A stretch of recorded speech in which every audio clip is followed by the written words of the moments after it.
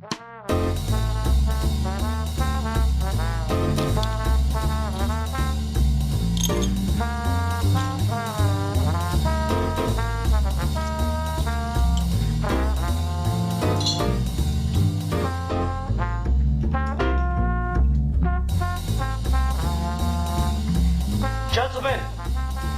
the time has come once again to discuss things.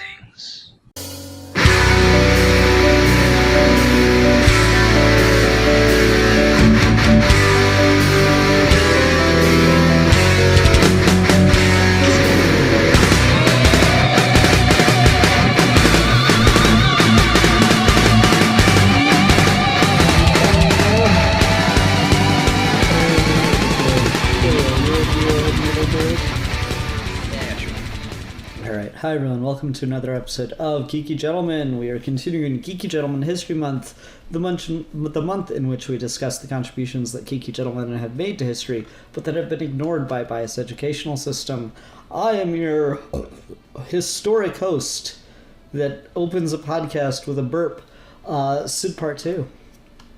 And I am your less historic host who will kind of remind you that yes, this isn't what you're in for. The level of quality and prestige of Geeky Gentleman, a geek for fun. Indeed. And a geek for fun, what are we discussing today? Today we are discussing the David Fincher American mystery thriller Zodiac from 2007. Indeed. This movie is this is a weird one, because I remember watching this movie when it was new, and it's just not anymore. This is pre Iron Man, Robert Downey Jr. This Jake Gyllenhaal, he was right at the beginning of his career taking off, because shortly before this was Brokeback Mountain. That was his biggest one at the time.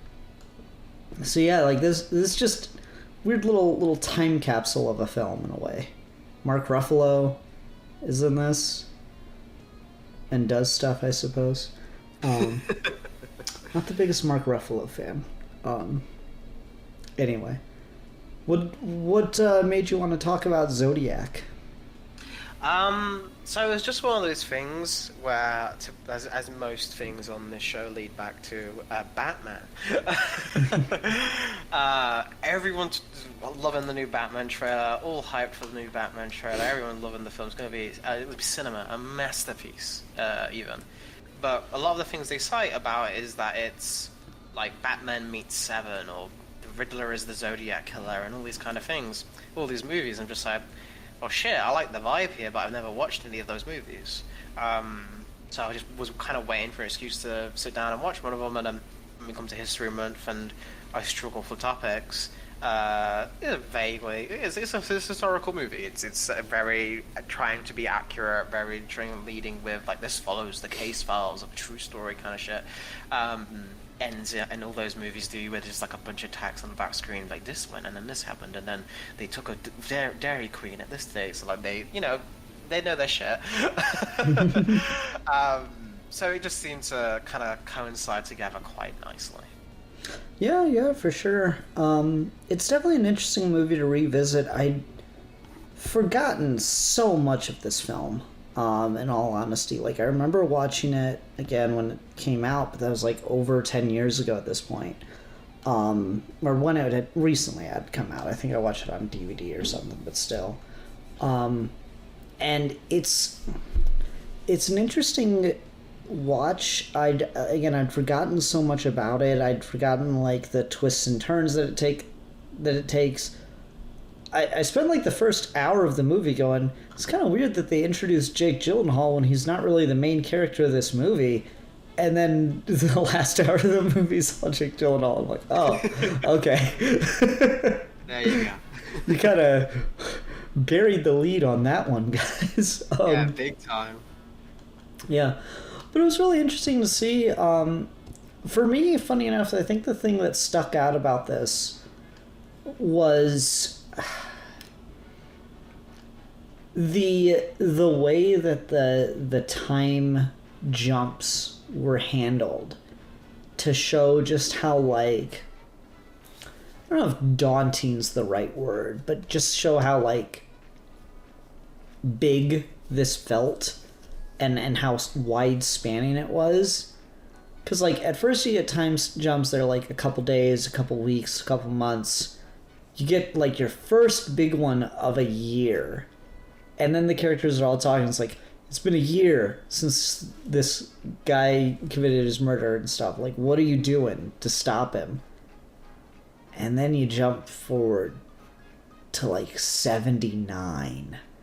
The film starts in 1969, and you jump, at one point you jump forward to 79. 1969 goes to, like, 72, and then it jumps to 79. It's like, holy shit. That was just, like, a really impactful choice, which, I mean, kind of necessary, because nothing was happening with the case in those years. So, like, the whole thing about the Zodiac is it was years between some of these letters. So it was really surprising to, or not surprising, but it was really interesting to see how those jumps in time were communicated in the film. Yeah, and that's a very, when doing a film about, like, a serial killer like this, and especially if you go for historical accuracy, like, you're going by, this is what we know as the dates, and we're forming a narrative around that. That is a massive narrative hurdle to go through, is just those long stretches of time when just nothing happened. And being able to make that interesting, and then make that not only help get across the feeling of the people at the time, but also with the movie. I think is probably, because I was struggling with where I was landing on this, because this is basically a 3-hour movie. Almost. It's a long one, and it's not exactly a breezy movie either. There's a lot of information, a lot of people going over case files and information and stuff like that. There are, like, you kind of have to sit in. Not every scene needs to pay attention, like in that, but again, it's meant to be solving the case, figuring that kind of thing. You're supposed to be. It's not a popcorn flick kind of thing. And I was really going back and forth, like, is this too long? Is this kind of thing? But I think where I'm landing on is the fact that by the end of this movie, I feel just exhausted. This fucking Zodiac thing, I think, is intentional. I think that is very much meant to be, this is the closest you can get to just what it would have been like for these people on this case, trying to figure this out over this longer period of time. Is, again, you even get to the point where Robert Downey Jr. character in the film is just like, just let it fucking go, man. It's you killed 10 people. Like, so what? People like that all the time. It's not worth it. It's been 7 years. Move the fuck on, kind of shit. And that, I think, is a really smart choice. It's a choice that might not work for everyone. And in the case of, like, a review, I think that is kind of needed to be stated. This isn't a movie you kind of just have on and have a quick time and then go, like, this is a commitment kind of when you get to this long of a film. I think if you're in for that vibe, then it's a smart choice. So again, to go to your point again of, like, the time jumps, and it really ties together like that. And I think just the way the time jumps are handled was really interesting. The one that just hit for me as, like, I struggle to think of any time I've seen the transition of time done better in a film. Was the shot of the building going up. The time lapse of a single building being built in the middle of downtown LA was just such a, like, perfect way to communicate the passage of time. And I don't have any real connection to that building. I don't know what it is. I don't even know if it's like I assume from the way that it's done it's kind of become like an iconic part of, like, the LA skyline. It could be a fictional building for all I know, honestly, but, like, just seeing that happen on film was, I think, the most fascinating part to me. Like, which is silly because it's just like it's just a shot. It's like almost like B-roll level where you could have just done something like that and it would have served the purpose. But it was just such a fascinating like film trick to do to me. I don't think I've seen at least that in that regard done that way. It was just so perfect. Yeah, because that's one of those things as well. You have to. I'm gonna assume they didn't actually build a building, so you have to use quite a heavy visual effects in a film that is going for that very period appropriate. I mean, again, we reviewed a fan film previously that was set in the same time period, but it's kind of wild that this was going on when Spider-Man was just being made, when and Doctor Who was just starting out. It's kind of interesting when you think about that at the same time. But like the risk you run into that scene is that's a good idea that maybe works on the storyboard, but when you go and shoot it, maybe takes you out the film if the effects don't look too good, and if it's done in a way that is too stylized. This strikes that really nice, like if you were inside and you were zooming like Zack Snyder camera angle. I was like, fucking, this is Malignant all over again. I was like, if you could have gone hard with it, you know what I mean? I'm always for going hard. I think they did, again, it's a really smart choice where it's just fancy enough, just visually interesting enough. It works as a time passage in a film. And so to be able to show the cost of the time while also not going over the top enough that it takes you out of the reality and the moment of being in this moment with these characters in this time period with no digital alterations that you can notice with the eye, which I always think are like the most impressive ones like that. So no, I agree. That's really good. A really good transition shot to write in your notepads to steal for later, because that's a good one. For sure. I don't know. It was interesting to see. I wasn't expecting it, and I thought it worked really, really well. Which again, it feels silly that that's the thing I'm talking about in a film about the Zodiac killer. But like, I don't know. Even when I went through like my high school serial killer obsession phase, Zodiac was not something that I had any particular interest in. It never really seemed all that daunting to me. And so I never really had much of an interest in that side of things. That being said, watching it now, I think the stuff that did hit a lot harder for me on this watch than I remember, or even than I remember like anything else that he was known for. But like I guess the fascination and the obsession with the Zodiac killer kind of came from just the very like terrorist level tactics where he was kind of threatening murders and threatening things left and right in these letters, and trying to control people through fear in that way, and that was very sensationalized, and nothing like that had ever really occurred before. It's almost like the Jack the Ripper 2.0. In terms of it happening at a point in time where it's so far removed from that the public harm, the public sense of decency, the public sense of I guess to bring it back to Batman, the fucking like the Dark Knight scene with Joker in the hospital where he talks about like the difference between what is expected of horror and people's reaction. Like you blow up a South Crabber soldiers and no one panics because that's just what they expect to hear on the news kind of thing. Is people expect to hear, oh, 2 teens were murdered kind of thing. And don't expect to hear that, followed by the killer has sent a letter to the post, kind of like it changes the game. It makes the killings and what is accepted as mundane, it makes it sensationalized, and makes everyone looking behind every corner, and stuff like that is super fascinating to me. Like always for the serial killers that have got a little gimmick, got a little I do this in addition to, like, like I'm always, if I'm looking for the thing, I'm like, oh, what's your super villain? Like, this guy's got a super villain name. And I got respect that. I don't know what I should say. But I do. I'm like, well, in for a penny, you already kill people.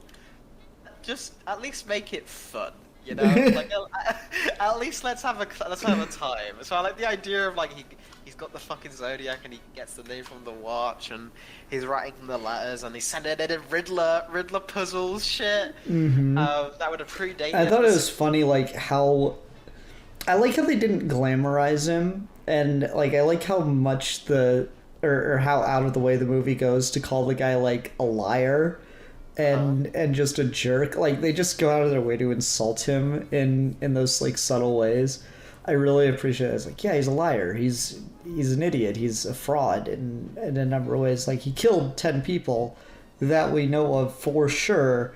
But then, like, all these other crimes that he's, taking responsibility for clearly aren't him. And he's just he's just doing it for the attention. And like, they make the point really early on in the film, and they're like, or is he doing this stuff because the media's giving him the attention? And like, especially when you start to, I like the moment where they just start reading a bunch of the letters. Like they take it from like the power of those first few letters where they read the whole thing, and this sounds like super terrifying. And then they just like, all right, now he's just a fucking nutcase that's just ranting and raving. And so we're just not going to bother reading these letters anymore. Like, we're just going to give you snippets of them. It's like, Zodiac buttons and... And I think that's very... You're doing... That was a recent thing. I don't even know about that, of like the... People say they caught the Zodiac killer. And like the fact that that dude was, again, if this is true or if this is not true, isn't really the point. But that dude was still alive to very recently. If that guy is it, as like review posts he put on like Letterboxd about like recent movies, which are like really funny to read if you read it as if this is the Zodiac. I think he even left a review on the film Zodiac. The idea of that is, if you go by these things, and obviously the conclusion at the end of the film, the filmmakers I think believed the Zodiac killer was on the prime suspect.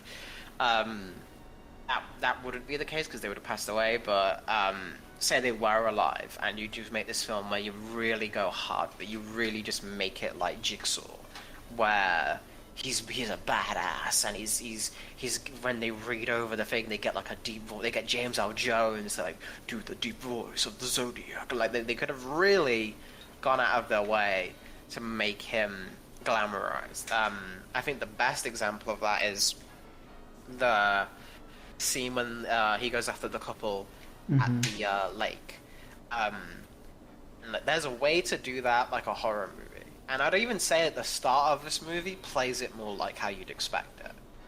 It's scary, very sudden, shocking, and how it's played is very like bang, bang, bang. Second one, though, I think is probably the best one because it feels so real. It feels like the guy doesn't know what the fuck he's doing. And it's just awkward.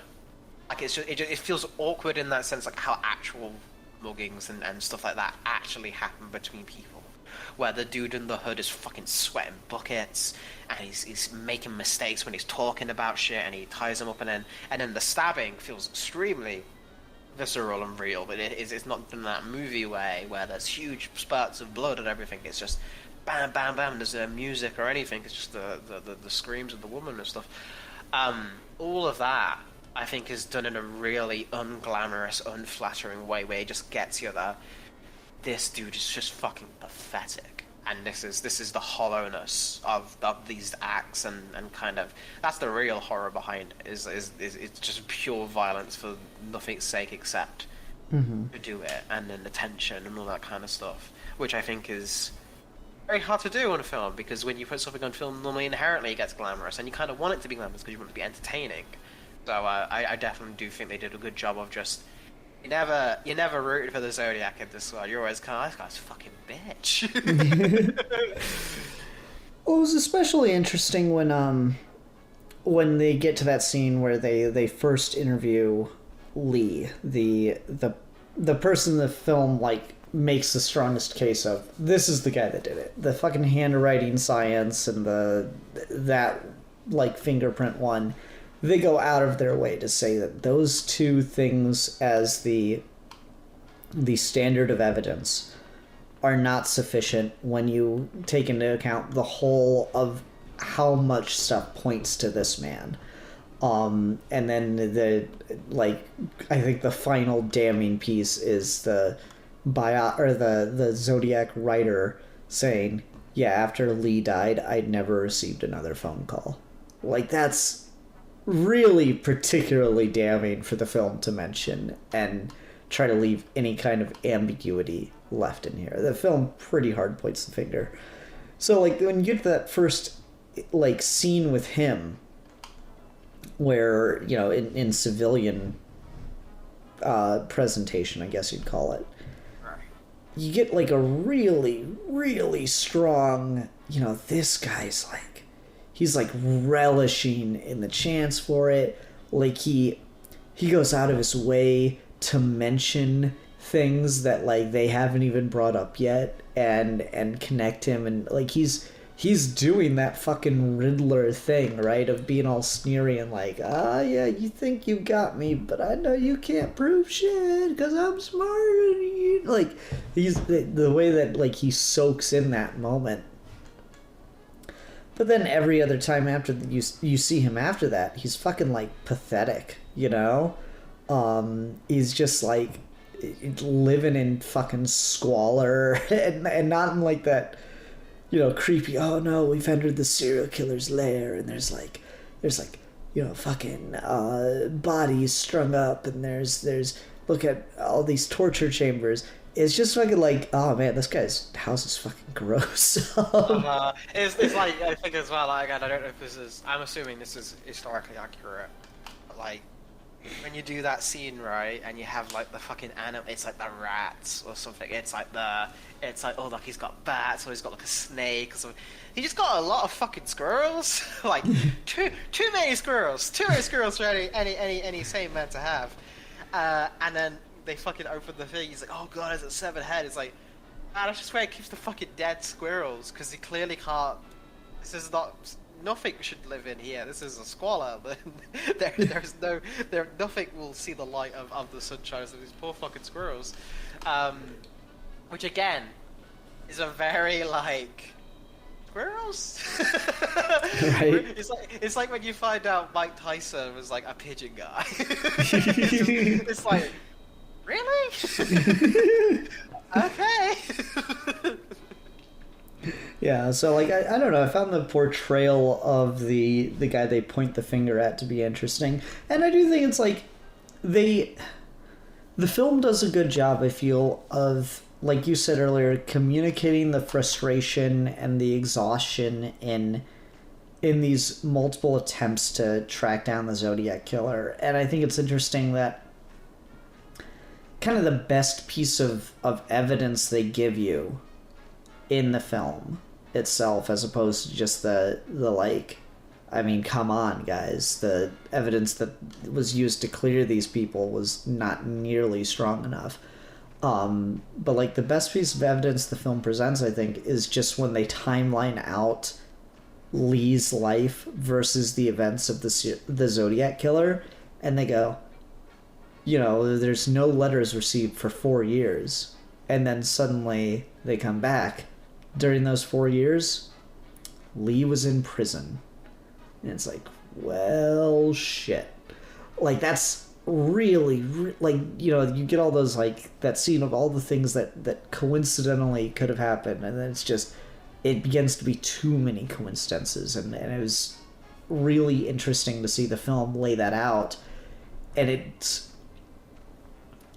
it's fascinating because basically the film makes the argument that the only way they were ever going to catch the Zodiac killer was over a long period of time, because none of the evidence could point to anyone else except for those gaps of time creating the evidence. It was interesting. Yeah, yeah. It's just crazy, man. Like the one that gets me. Mm-hmm. I heard about before I watched this movie, but I still just it fucking infuriates me. Are the two cops Mm-hmm. who come in? Like, well, he said he was a black guy on the radio. I love how it's portrayed as well. We never see that. We never see the call getting made. That there's no attempt to ever be like, oh, the person who said it made a mistake. It's like, no. It's the fucking 60s. The instant response is always, oh, it's probably a black guy. Like, that's who we're looking for, a killer kind of thing.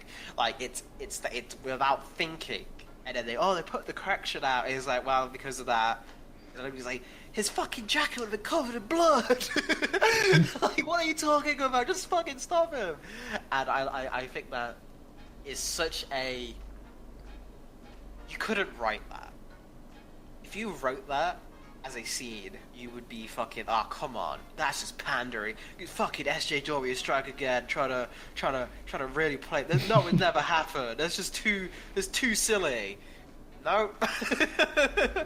They fucking had him. and what is the greatest ally of all? Racism.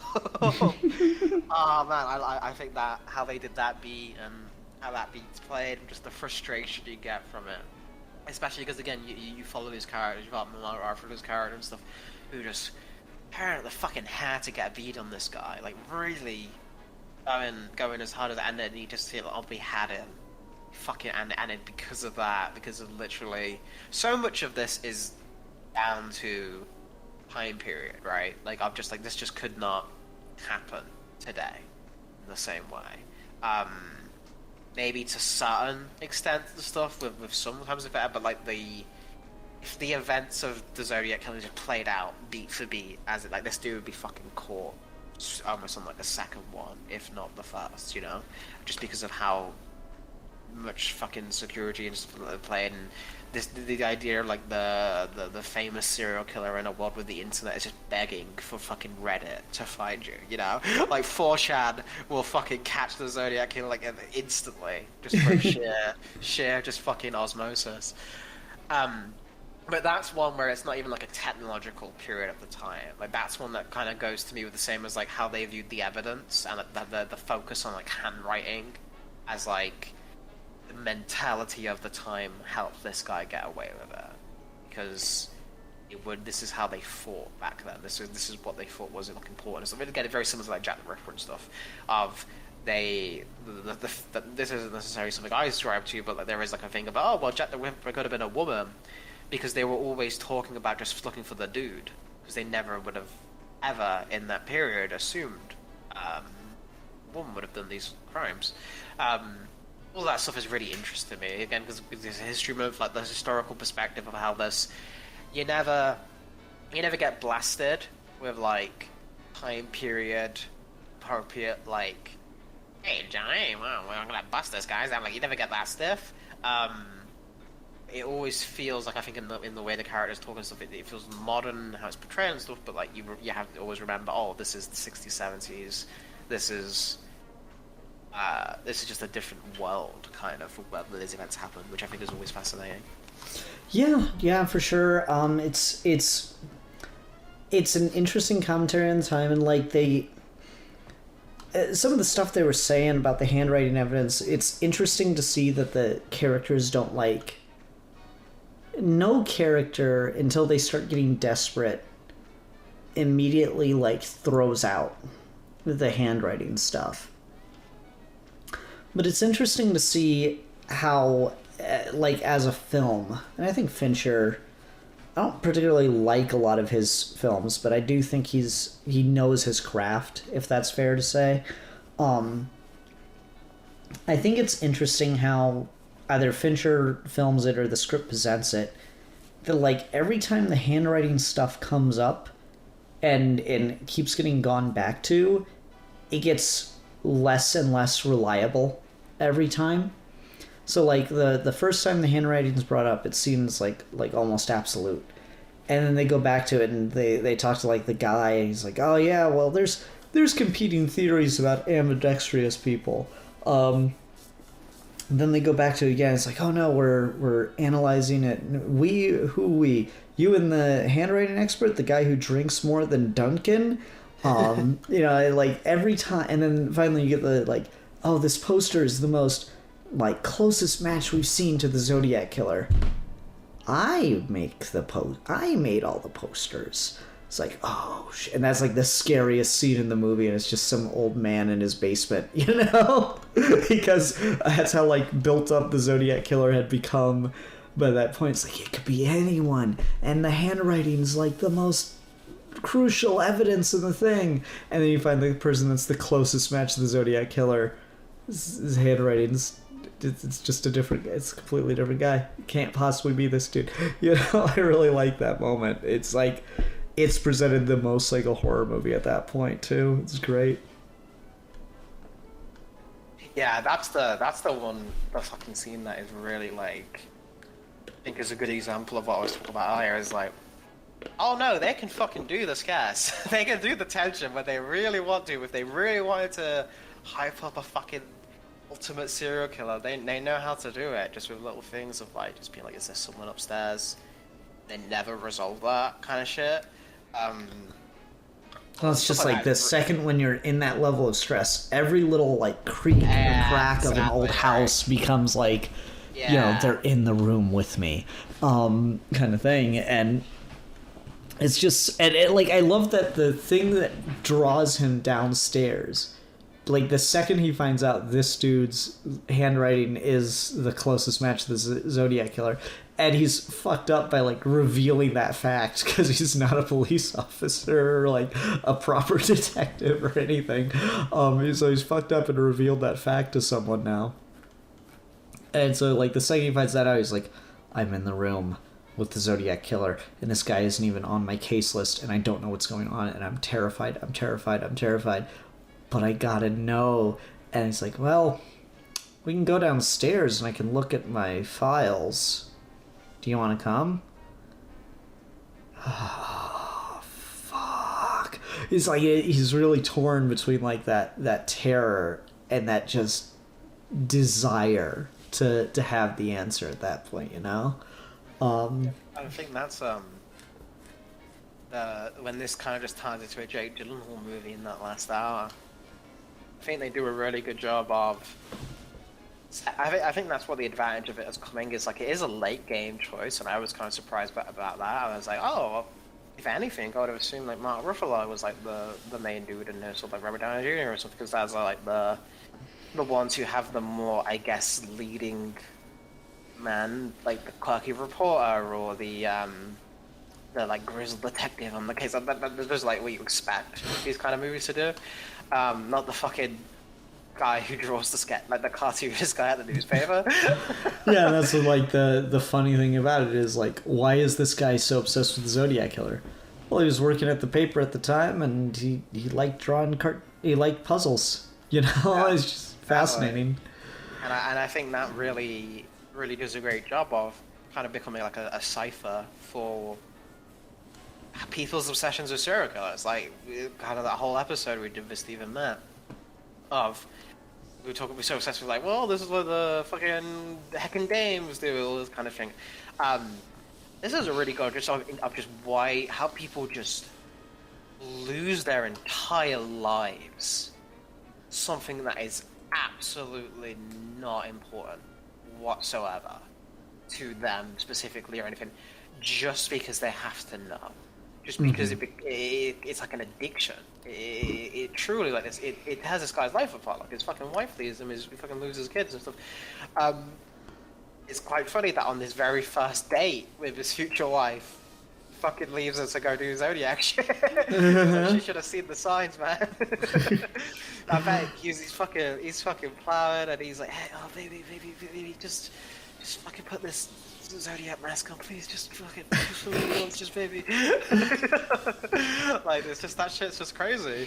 But when they go into it and they have all of this just pile up, and he's got the fucking notepad and he's watching his kids, they do a really good job of like that slow escalation. It took years for this to kick in, and then the kind of crushing there is no end to this. There is just it's just you're not going to be able to find that moment that everybody wants, like the cinematic moment of I'm going to look him in the eyes, I'm going to know it was him. And I feel like we all kind of have stuff like that in our lives of just unresolved things. We want that big, like, oh, I should have said this, or I just want to have this thing where I could just see them and know, or I'll tell this person this, or that kind of thing. It's just a very human thing, and I think it's smart for this film to never do that, to never like invent that, to never really just be like, yeah, he has this fucking real life meeting with the Zodiac and stuff like that kind of thing, where it's just like he looks at him and he knows that him is it. They have that scene at the end, but it's not played as. There's very little catharsis in that moment. It's just like the killings. It's hollow. It's just this is just this. This is all it is. And I think that's a very, again, for a movie where you've got these big name actors who maybe at the time weren't as huge as they are now, kind of retroactively, it's kind of crazy. You're looking at the MCU right here. This is how he became Mysterio. Is he got obsessed with the puzzle? God, I didn't even think about that. Fucking Jake Gyllenhaal. Everyone's in this. I need the fucking Zodiac killer to play someone in the MCU, and then it's just all we've ticked all the boxes. It really is. But like it's pretty crazy. He fucking voices Galactus. It's just a really easy move to write, to direct that scene differently, to let the audience walk away feeling like, yeah, that bastard got it. But I think, again, to tie into History Month, I think doing there's two kind of schools of thought, right? There's like the Tarantino and there's this. And the Tarantino moment is he walks up there and he fucking like shoots him in the face. Yeah. He just change history at the last. They just have like a huge fucking conversation, like just in the middle of the hardware store, and you just like, you know what, fucking, I want that ending. God damn it. Yeah, exactly right. But it's good. It hits a fucking button for us, and it is that. I feel like there's also a level to the other side of it, right? Which is, I guess, we'll call it the Fincher approach, which is just history is what it is, and the only narratives about are the ones we can form. The only interpretation about history is what we choose to view those events of. Just in the same way as, like, if you have a conversation in real life with someone, you can fucking love that person, you can know that person for everything. You're both going to have different interpretations of what that was, you know? Like, that's just how humans work, is we all see the world differently. And history, I think, you don't get the luxury of the Tarantino ways like this. This is how a storyteller, this is like what I would have wanted to happen if I wrote this, if I wrote history, if I was God. And this is more like, well, we're not God. Here's just the facts. And I'm presenting them still in a biased way, because you still got to shoot the scenes, you still got intent as a filmmaker, but I think there is an inherent attempt here to try and just present it as it happened, as just people walking in a place and not saying anything and just leaving it to interpretation, which I think also has a strength. No, you're right. I think that, like, ambiguous scene, it definitely feels more real whether or not it happened. You know, it'd be interesting to, like, see the guy that Jake Gyllenhaal's playing and see what his take on this movie is.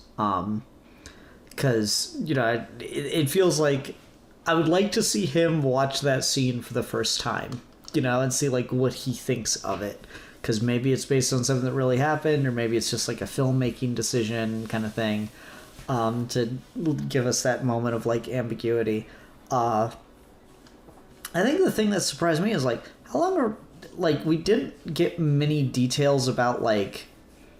So we get all the information of the research he does to write the book, right? And then we get... And, like, that last scene where he talks with Mark Ruffalo and, like, he leaves the diner. That last scene we get is in 83.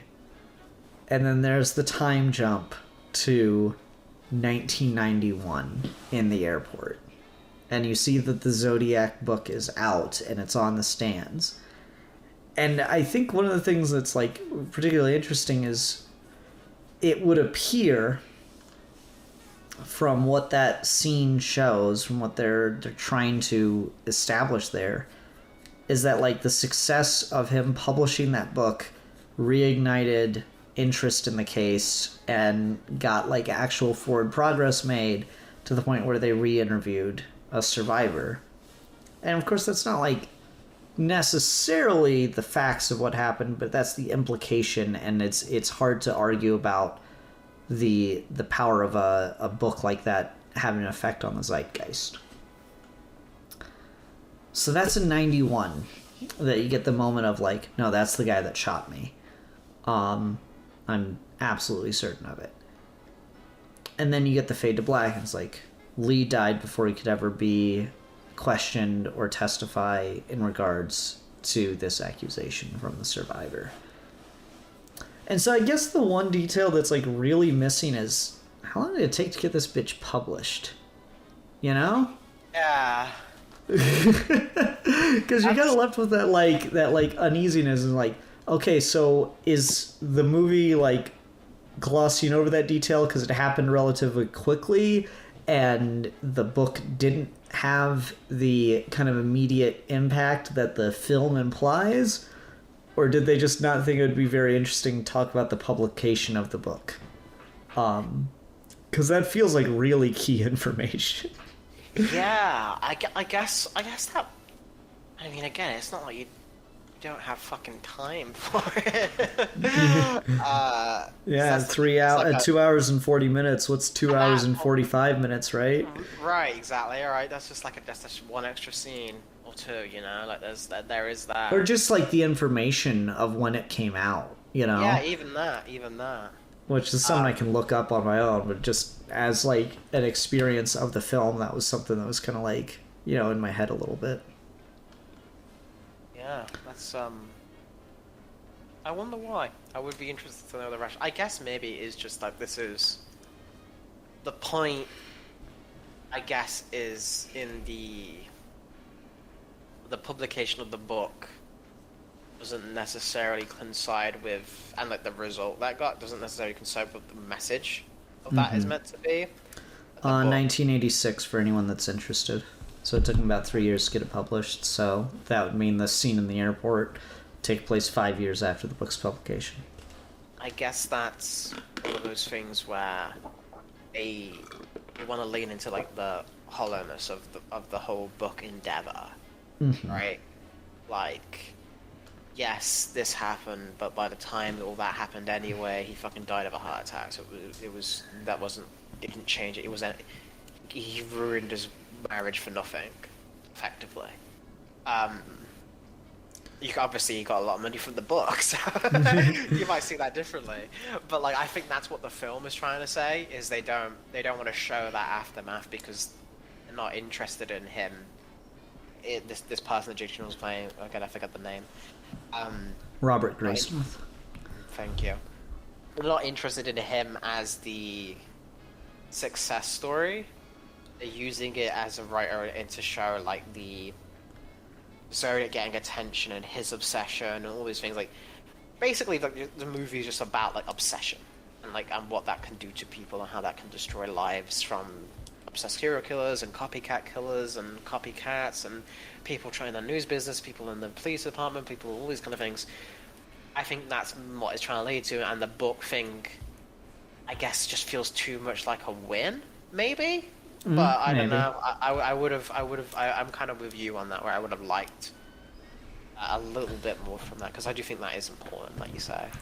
Yeah, I mean, it's just like the way the film presents it is, especially when they like show the Zodiac book in its initial print run in the airport before that final scene, the implication of the film is, and he reignited interest in the case, and it got like, you know, an actual step forward that could have led to trial. But like, just that information of how long the book was out before that moment just, I think, would have helped demonstrate that like it wasn't as impactful as maybe he wanted it to be. Yeah. Yeah. I think it's funny that, like, the Zodiac book process had... I don't know if it, like, killed his marriage, if they ended up getting divorced or not. But they are obviously separated and put a lot of strain on his marriage. I like that, like, it all boils down to his wife giving him the idea to write the book. That's, like, a really, truly human moment, I feel. Yeah, I think that is one of the, like, the road to hell paved with good intentions kind of thing. That's just, yeah, that's funny. It's like, no one, you should write a book. No one's got more Zodiac stuff than you. Oh, yeah, maybe I should write a book. Yeah, I'm sure you'd be good at it. It's like the marriage crumbles. Yeah, oh no. Just make an edit of this movie that is just that scene followed by a 2-minute montage to that fucking music.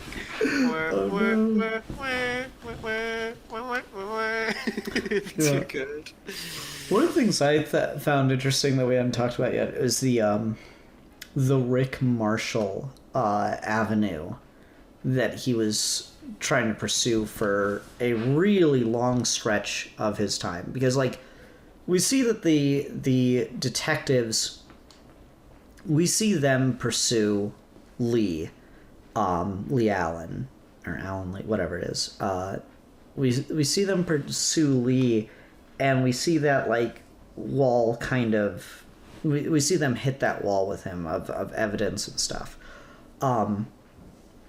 And so it was interesting to see that as Jake Gyllenhaal's character begins pursuing the case on his own, he starts going down that Rick Marshall path, and he's going down it pretty hardcore, and he's, like, very, very certain it was Rick Marshall until he gets to the woman in jail. Until he gets to that interview with her. And it's like, it was Rick Marshall. Like, tell me it was... I can't remember the name. It was really short. Rick Marshall. It was Rick Marshall. It's like, no, I'm telling you it's not that. I thought that was a really, really fascinating scene of, like, showing the level of obsession and how upset it can be to have your theories, your stakes contradicted in that way. Yeah, it's I don't know. I think the thing that got me more with that, but I think it's just in general to the strength of performance, is that moment where he's in the house and then he says, "That was my handwriting," and he just kind of, before it turns horror, where his eyes just drop. And he's just like, "Oh, sorry for wasting your time," so like that kind of shit. And then played with the prison scene, I think does a really good job of how these things work, especially in, like, online spaces. I've seen, like, people that get really close to the case, is they get, once you get the circumstantial evidence, and this is something that I had to do with, like, case law and stuff, is it's so, our brains are just designed to make it fair. Mm-hmm. Like, it's our worst enemy. It truly fucking is, because you will start seeing connections anywhere you want to see them, and it makes perfect sense to you, and you'll say it. And to anyone who doesn't have a personal thing to it, oh my god, that's it. You've cracked the fucking code. And I think that even goes to, like, just when people make theory videos, and it's just, you'll get, like, fucking Matt Pat just laying out every fucking thing possible. Like, it has to be this. There is no other way. It is not this. And then it's not completely, because it's that fucking. Snoke has to be Mace Windu. Yeah, right. It's that. They whitewashed him. Andy Serkis is not a black man. But they fucking go.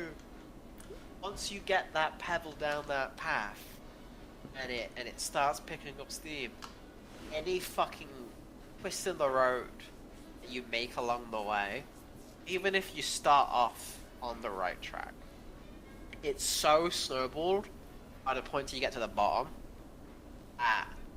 you can come to a completely different conclusion. Where you can, again, the circumstantial evidence and stuff like that is just, it really drives people crazy. It's crazy that happens because it is entirely, you think it's irrational, and part of it is irrational when you're so indebted to it, but it's also, it comes entirely based on like a logic trap. Like it reminds me from that fucking scene in Batman R.I.P. The way they beat Batman is they make a fake mystery for him to solve. It's the red and the black, the red and the black, what does it all mean, the black glove? And they're like, yeah, I don't mean fucking shit. We just knew it would keep you busy. Because you want to solve the puzzle. I think that's what people really want, and with serial killers, especially in historical films, people want there to be a story. People want there to be a trail of breadcrumbs to follow. And there often is, as we see with Alan, but even then, it's breadcrumbs don't all connect. There's very weird like things that comes from this source and this source and this source and this source. When you put them together, they make the picture, but it's still, there's a reason we have courts and why we have trials and why we have a jury, because even when you think you've got this fucker, if there's reasonable doubt, you can't do it. And that's a sacred thing we have, but it's also kind of the worst. And it's just so interesting, man. I think this film does a really good job of the complexities of that, of just like, even if it's blindingly obvious, and it is this fucking dude, and that's just the red tape stopping you.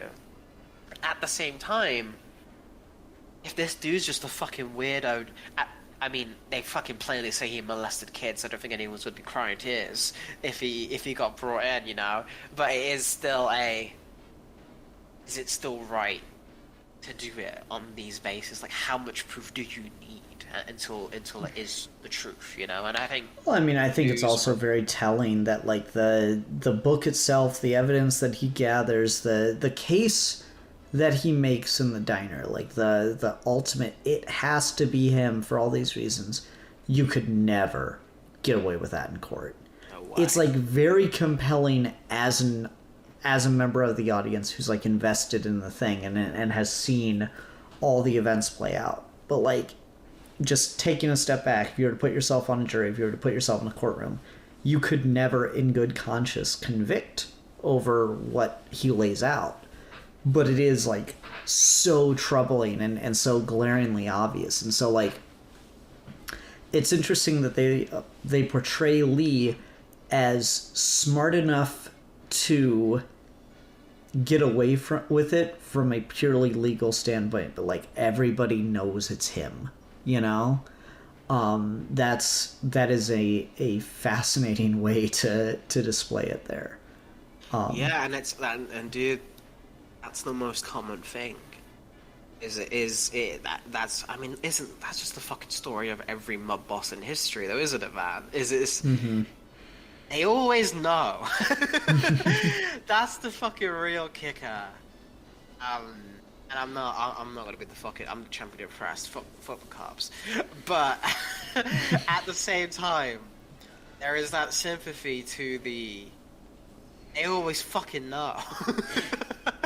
But you can't act on it, and those precautions and those rules are like very tempting some days when you hear these horrible cries and you hear these things.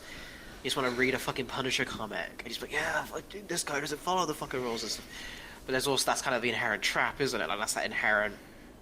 Well, I mean, the thing is that I think this movie does that's interesting is if they were to go with the, oh yeah, we know it's him thing, you'd have like 4 or 5 different people killed for being the Zodiac killer by the time this is all said and done, right? Like, the evidence against Lee is, when they first encounter him, it is deeply concerning, but it's like, now you wouldn't want to kill someone over that because it could still, like, you're reasonable enough to be like, nah, it could still not be him, you know, there's that possibility.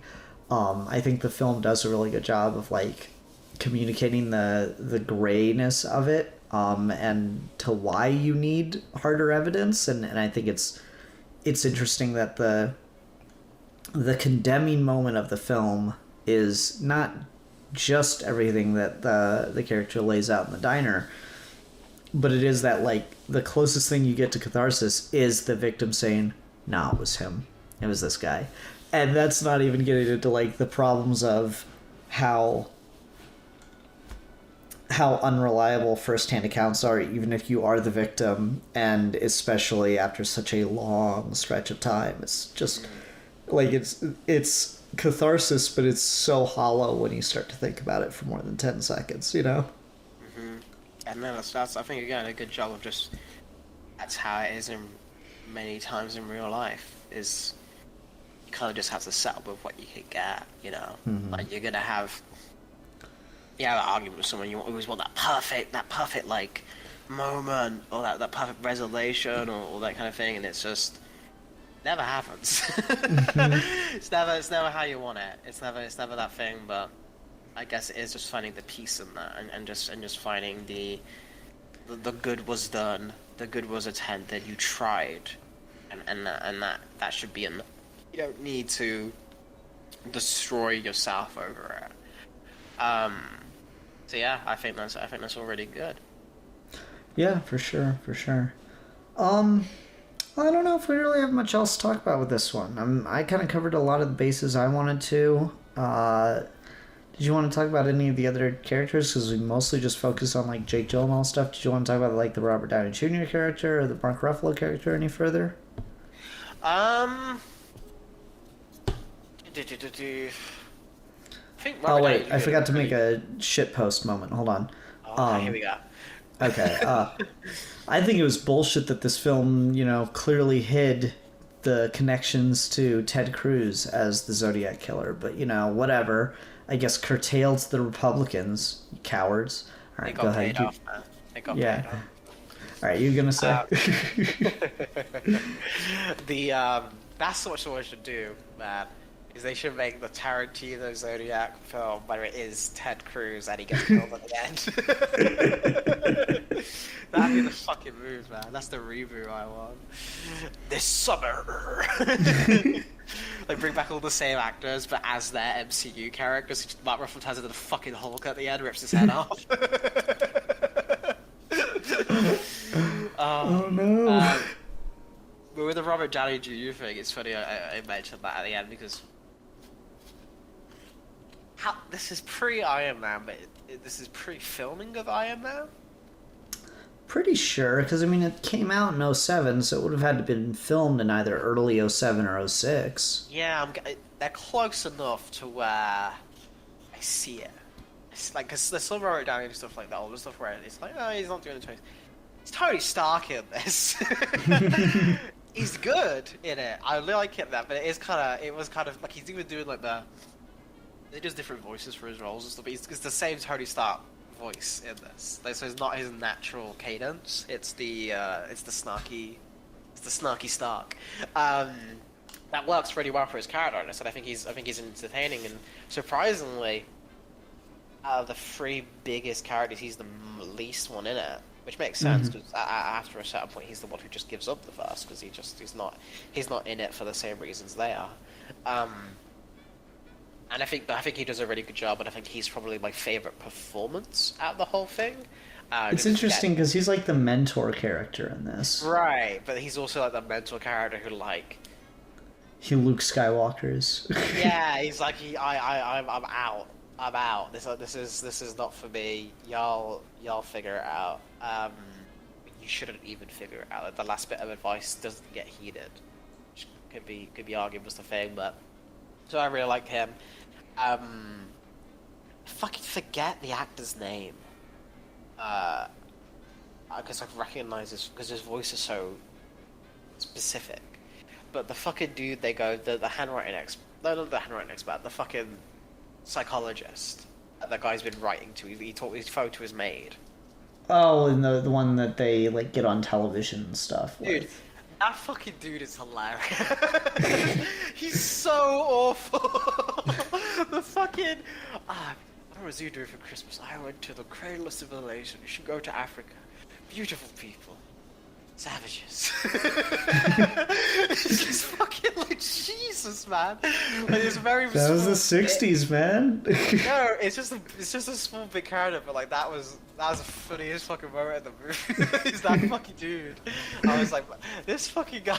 Yeah, and then the guy, he's so unbothered by this man's so laid back. He's like, it's the real story, not the fact that he fucking talked to the maid and she heard his voice. Oh, this is my evidence. Is the real, like, he's just a fucking cunt.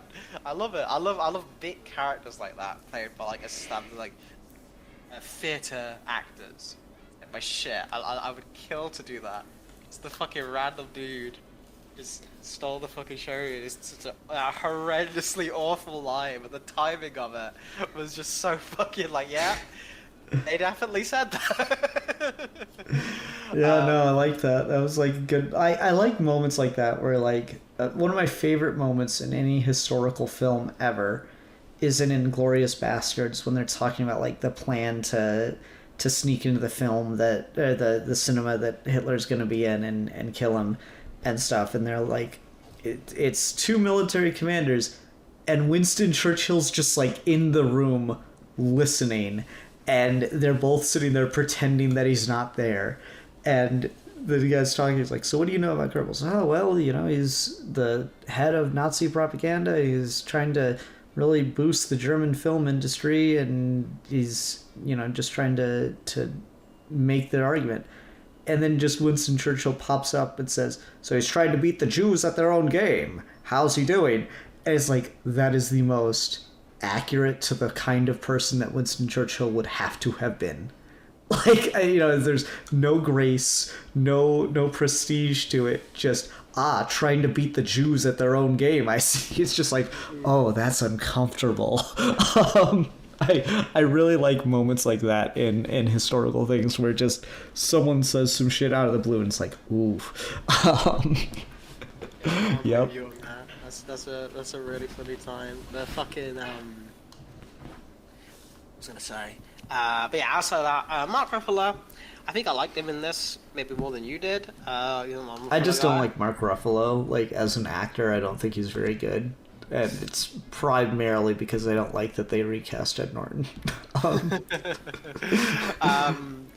liked him in this. I think he does a good job in this. I don't really have anything against Mark Ruffalo as an actor. I think he has a little problem Chris Hemsworth did where he just stopped trying after Thor Ragnarok, but that's a different conversation.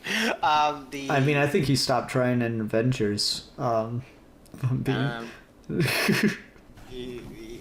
learning something about. Have you seen Now You See Me? That is the most like awkwardly boring film ever. I had Jesse Eisenberg in it, so I was like, nah, I'm having my fill.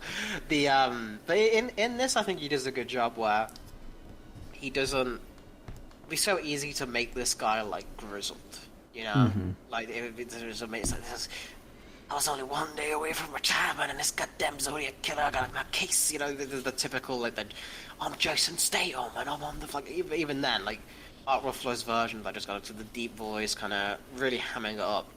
I think he does a good job of just realistically portraying. He's just fucking tired with like almost immediately. From the taxi onwards, he's just like, this fucking dude, man.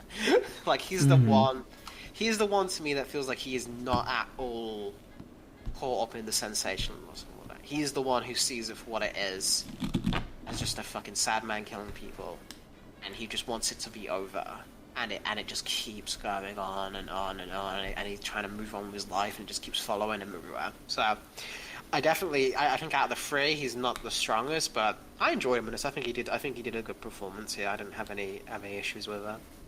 Yeah, I will say the scene I think I liked the most from him is, and I didn't know this because I'm not a big Clint Eastwood guy, but like that scene where they go into the film to watch Dirty Harry, and apparently a Dirty Harry movie just did the Zodiac killer as like the villain, really, like, you know, not right away once the Zodiac got big, but like pretty, you know, short into the tenure of the Zodiac killer when you really break it down. Like, that's after that 1 year skip that you get that moment in the Dirty Harry film. And I never knew that, so that was kind of interesting to see paralleled and set up in that way. And I thought that moment worked pretty well. And I think Ruffalo, sold it. I will say I think they would have been at like a little bit of an advantage because they kind of just do that thing you see in Hollywood films where like, oh, this person got older, they grew a beard and they've got like little patches of gray in their hair now. No one really ages much in this film. Like they don't really go to any lengths to show any significant aging from any of the main characters throughout the course of the film. And like, yeah, they're all like well-established adults, and it's about a 10 to 15 year period that you're seeing them through. So they're not going to age like drastically, but still I thought that was kind of, there's very little like major changes. I think the only one who really changes drastically is Robert Downey Jr.'s character, and that's because he's just getting progressively more drunk throughout the film. he's getting more and more hammered as the fun goes, which I think is a funny thing. If you fucking did a fucking alcohol test on him, it would be the equivalent of the building scene you love so much, or like over time. You could compile it all as this great montage of time passage as he gets more and more fucking piss drunk. Yeah, I could see that. I think there is the risk with that coming, like you say, the Hollywood thing.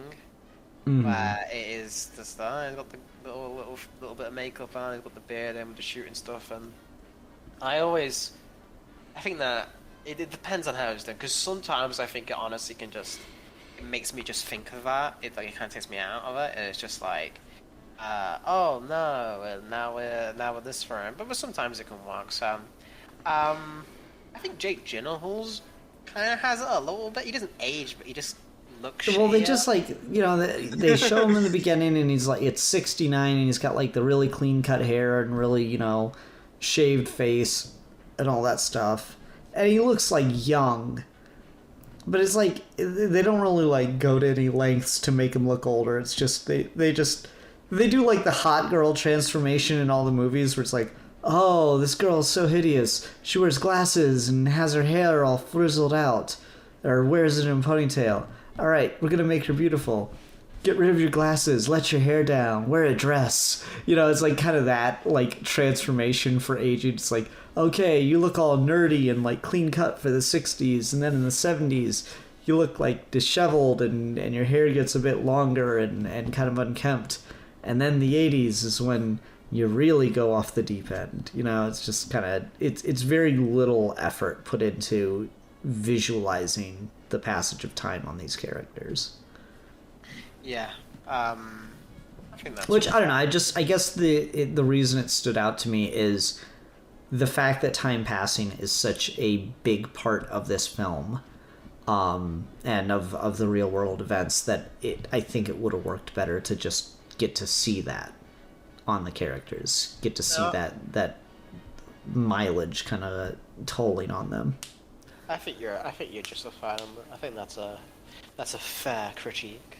Yeah. So David Fincher, get your shit together. Yeah, you fucking pussy.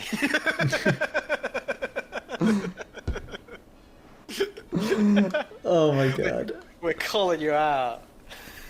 David Fincher is afraid of the geeky gentleman. Fake mustache on Mark Ruffalo, so now Sid Part 2 is fuming. He's coming for you. He's starting a real a Drama Monday all over again. Yeah, Drama Mondays. I forget. I miss Drama Mondays. Alrighty. Well, okay. I think that's a pretty good place to wrap up and go on to ratings. What will you rate this film?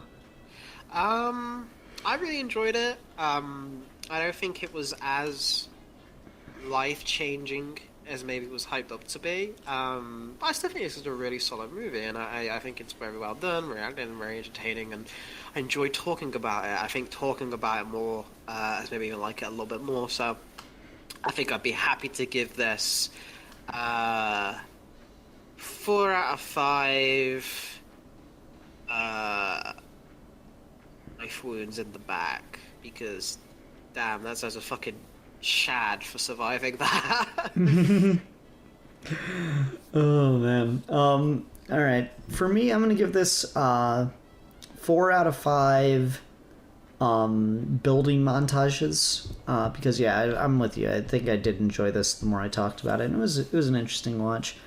All right, so next week we need a discussion topic from me. I've been sitting here trying to think of one the whole time, and I kind of want to talk about mythology in some way, shape, or form. I'm just not sure how exactly, but let's just talk about why mythologies stick around. I think that'll be interesting. Why we still feel connected to mythologies all this time later. So yeah, let's do that for next week. Yeah, I'm down for that. Nice. Alrighty.